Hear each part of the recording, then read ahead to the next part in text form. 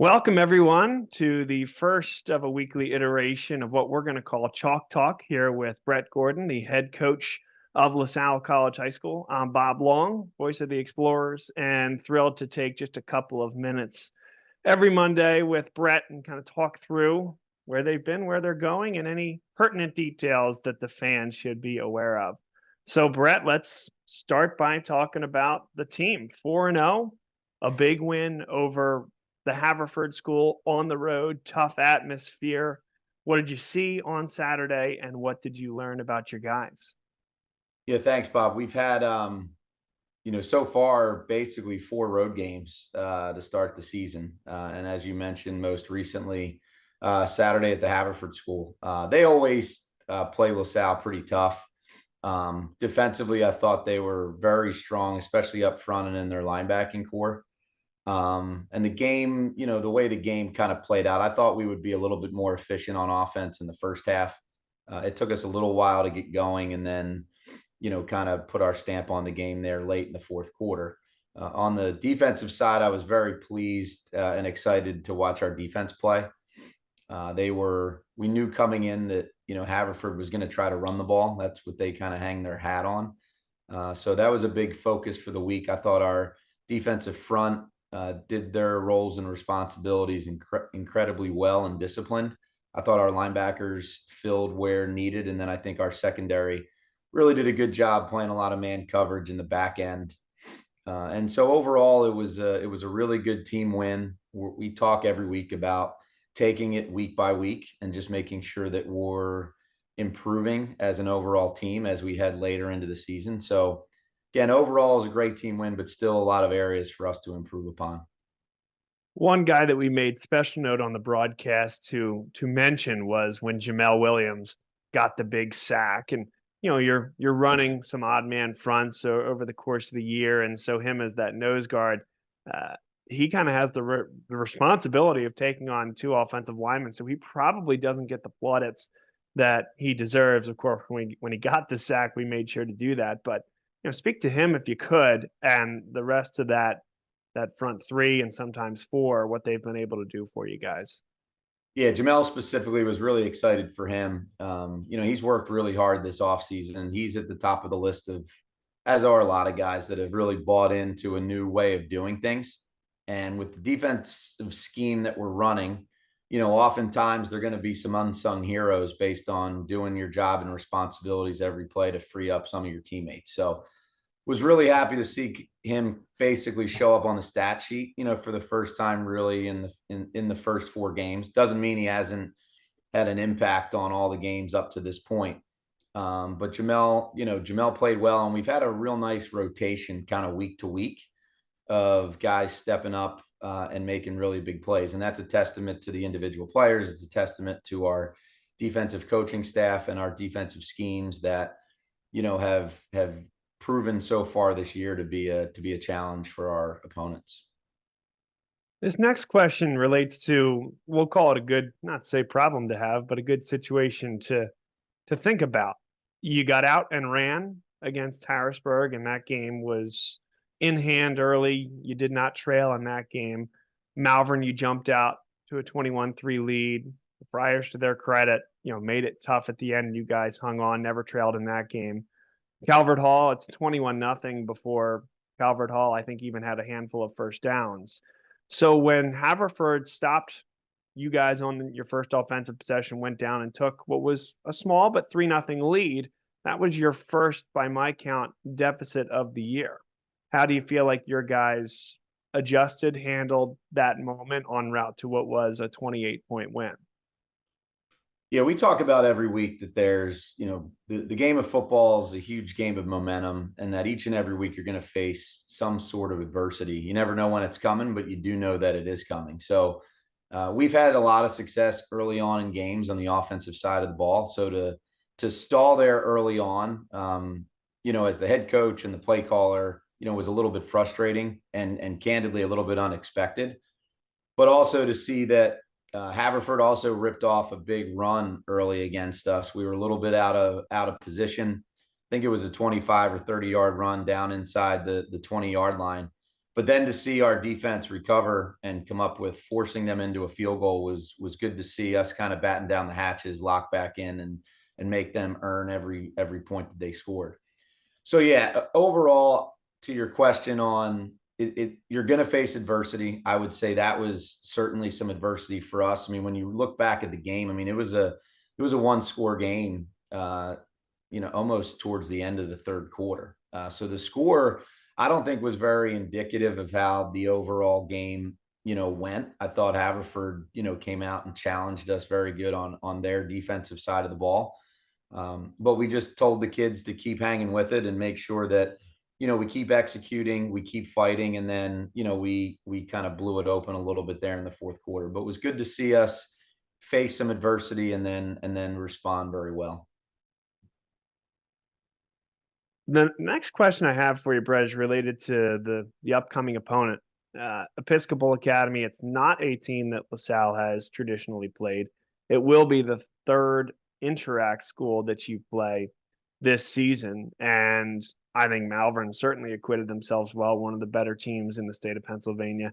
Haverford, like you said, made that game very close, until late in the contest. So why the Interact in terms of scheduling them non-league? What do those teams, bring to the table, and how does that help you when you get to eventually Philadelphia Catholic League play and beyond? Yeah, so this was originally supposed to be our bye week for this season. So when I first got a hold of the schedule back, in the last winter and even into the spring, having a bye this week, or I should say this early in the season, was not something I really wanted to do, knowing that we were going to have kind of a new way of doing things, new systems, new opportunities. We wanted as many opportunities to let our kids go out and play. So the goal was to find an opponent for this week. Fortunately for us and for Episcopal, this week was open. So we agreed that we would play this weekend. It was actually supposed to be our home game, but based on facility availability, here we are yet again, week 5, going to play yet another road game, which is totally fine for us. We're excited about the opportunity to play Episcopal. And at the end of the day, it's an opportunity for all the kids to get out and play another football game, which was really just the goal all along. We've talked about this next part before, Brett, in terms of and you talked about it there, the new culture, what you guys are trying to do, put your stamp on the program. One of the things we've talked about is the fact that players are changing roles and positions or playing both sides of the ball where they may not have earlier in their high school careers. So we talked post game against Malvern. Eddie Sutter had just had a game-winning interception, and that was a key time to talk about that in his position change. Any updates there in terms of continued buy-in, improved performance, what you're seeing in terms of the fruits of that labor and the fruits of that initial buy-in from these young men? Yeah, I mean, when you really think about the 6 or 7 starting positions that, in a lot of cases are kids playing positions for the first time or very little historically. So I'd say a lot of the decisions that I think the staff, collectively made, I think is working out as we speak. That being said, I was having conversations as recent as last night with some of the assistant coaches, continuing to try to find opportunities and skill sets and players in the program to find guys that can contribute. So when you look across the board, you look at a guy like Andrew Swords, who played all defense last year as a freshman, and he stepped up to be one of our major contributors on the offensive line. So that's been still plays defense, but really is becoming a fixture for us on the offensive line. Grayson McHugh playing a lot of offensive line, played none of it last year. Gavin Moeller. Gavin's been playing defensive end. He was a kind of an H-back, fullback type last year who didn't see much of the field. Now he's one of our biggest contributors on the defensive line. And there's others, but I would say from a coaching perspective, we're going to continue to find opportunities to get players on the field. Those conversations have not stopped just because the season has begun. In fact, we're continuing to have more conversations, even to figure out, hey, guys that are in maybe secondary roles, on the depth chart right now? Is there a way to get them in on special teams? Is there a way, with some of our injury situations to get guys more opportunities as kick returners or punt returners? All of those conversations continue to go on. And the kids have been very receptive, and I think also very excited about the opportunities of trying new things. And, we're going to continue to do what we feel is necessary to make us the best team possible. Last one for you, Coach, and appreciate you taking the time here today. Last game this weekend coming before Philadelphia Catholic League play starts. Of course, it's an evolving team and conversation and growth mindset, even once you get to that point. But what is it that you want to see from your team this week as you then enter the most important phase of the season? Yeah, what we talked about after the game the other day was, really making sure that we're playing four solid quarters of football on both sides of the ball. If you look at weeks 1 through 4, we've had our moments on both sides of the ball where I think we're executing at an incredibly high level. We look very efficient, but then there's been a couple times, for example, probably the mid 2 quarters of the Malvern game defensively, we were on our heels a little bit. Then you look at from an offensive side of the ball, we've had some really good moments. Malvern, we had a couple drives where we stalled. Calvert Hall, we had a couple drives we stalled, and then again last week. So what we're really focused on is that consistency. And from a coaching standpoint, those are things that we take on.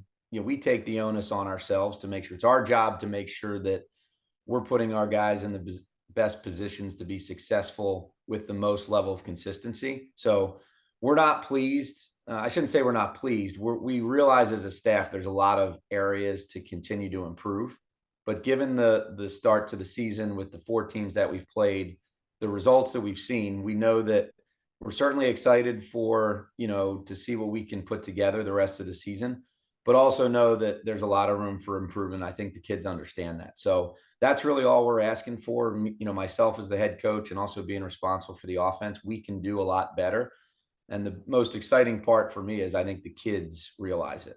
And then defensively, we've shown some really, really good pockets of playing very consistent, disciplined, tough, hard-nosed football. And I know that's only going to continue.